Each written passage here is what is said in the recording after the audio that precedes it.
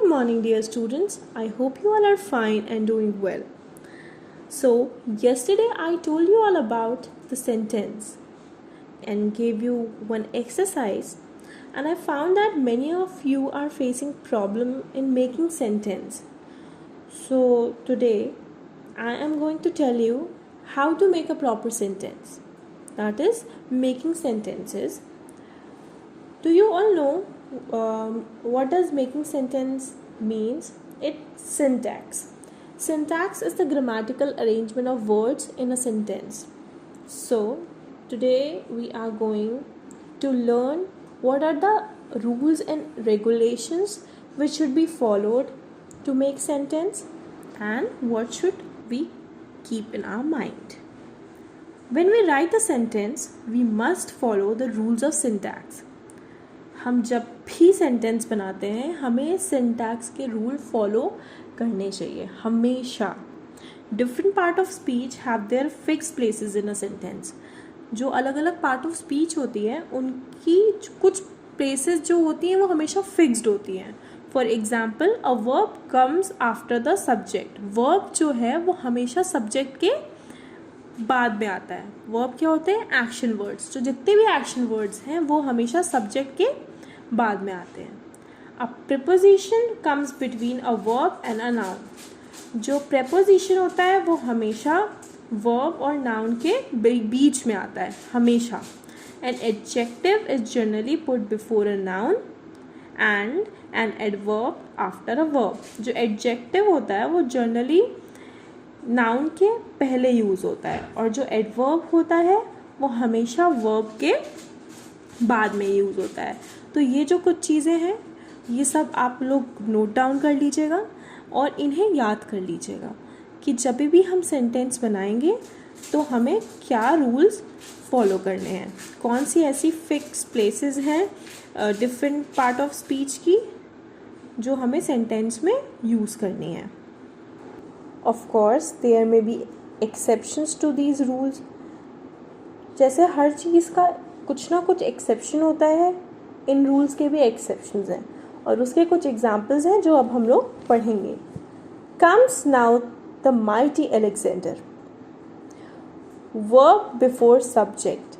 यहाँ पे जो verb है, जो एक्शन वर्ड है वो सब्जेक्ट के पहले यूज़ हुआ है. बल्कि रूल ये कहता है कि वर्ब हमेशा सब्जेक्ट के बाद में आता है. तो this sentence is an exception. Between me and Asim sits Rajan. Preposition before noun and verb. यहाँ प्रेपोजिशन जो है दैट इज बिटवीन वो नाउन और वर्ब के पहले यूज हुआ है बल्कि रूल ये नहीं कहता है. So this is also an exception. The girl is beautiful. Adjective after noun. यहाँ पे जो एडजेक्टिव है वो नाउन के बाद में यूज़ हुआ है बल्कि रूल कुछ और कहता है. So this sentence is also an exception. Swiftly he ran like the stormy wind. Adverb before verb. यहाँ पे एडवर्ब वर्ब के पहले यूज़ हुआ है. Round the sun goes the earth. Verb before subject. यहाँ जो वर्ब है वो सब्जेक्ट के पहले यूज हुआ है. Said Galileo the wise. Adjective after noun. तो यहाँ पे एडजेक्टिव नाउन के बाद में आया है. तो ये जो सेंटेंसेस हैं ये एक्सेप्शन सेंटेंस हैं जिसे हमें ध्यान में रखना है, पढ़ना है and then we will get to know how to make sentence and what are their exceptions. The basic structure of a sentence is subject, verb, preposition, object. जो basic structure होता है sentence का वो क्या होता है? First, you should write subject, then verb, then preposition, then object. For example, children go to school.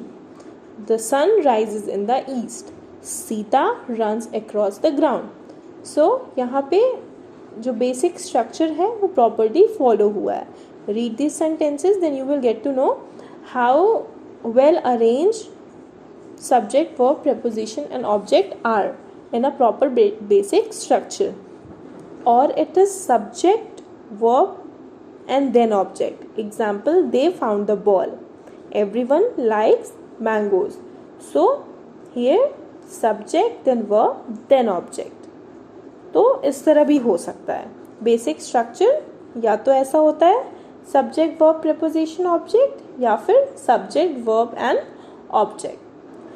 In some sentences, the subject is absent.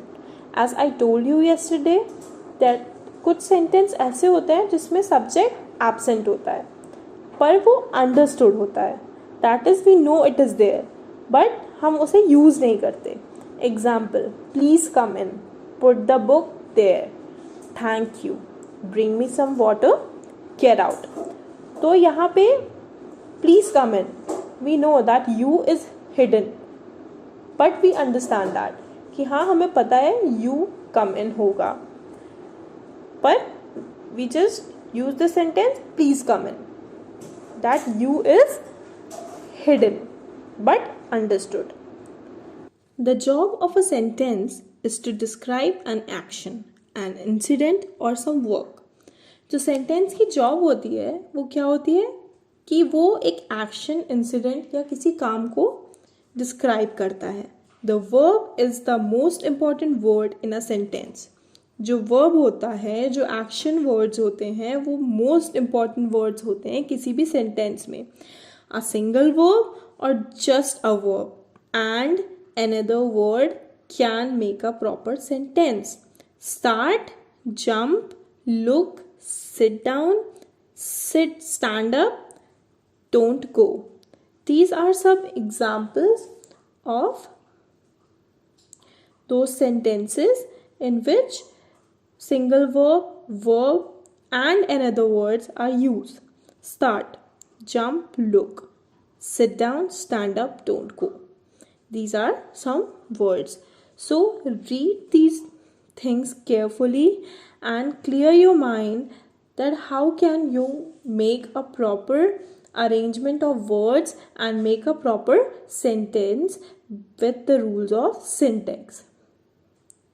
For today it's enough, and from tomorrow I'm going to tell you more about sentence.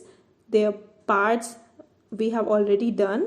We will get to know about kinds of sentences and many more things. Till then, take care.